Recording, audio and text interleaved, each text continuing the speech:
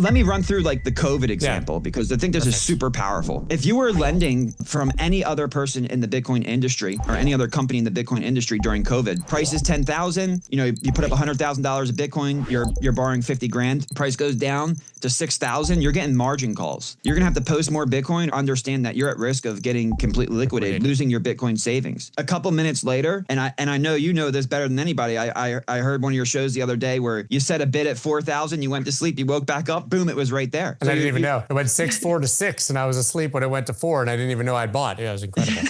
So that movement overnight, and in your case worked well because you set bids. But I would have been liquidated. Yeah, for the person who was borrowing, you were liquidated. You woke up and your Bitcoin savings was gone. Well, that's unacceptable because even a month or two later, we were right back up at 10,000. And you just lost the most important asset on your balance sheet. At People's Reserve, we wouldn't want to offer a product that could let that happen because things happen all the time in Bitcoin. It's the most volatile asset in the world. So what would happen if you were with Bitcoin posting Bitcoin as pristine collateral with People's Reserve through the COVID crash? Well, you go from 10,000 down to 5,000. That's a 50% decline in price. Now your loan is under collateralized. For each 10%, you get 50 basis points. So your interest rate would go up by 2.5 percentage points. And then for a month or two, you would pay a higher monthly payment based on that new interest rate. But then boom, Bitcoin's right back up to 10,000. And now you're right back to where you were when you initiated the loan, right back to where you were at your original interest rate. And then as Bitcoin went on to set new all-time highs, for every 10% it goes up, you're knocking 20 basis points off your interest rate. You could have knocked 4 percentage points off at the maximum over collateralization rate. So at People's Reserve, you wouldn't have been liquidated. You would have paid a couple months of your monthly payment a little bit higher of a rate than originally anticipated. But when Bitcoin returned to where it was, you're right back to where you were. And then as Bitcoin repriced and set new all-time highs, your monthly mortgage payment is actually going down. Yeah. So this is what we're super excited about at People's Reserve. Remove the liquidation risk, allow our customers to sleep well at night, introduce the variable interest rate model, and integrate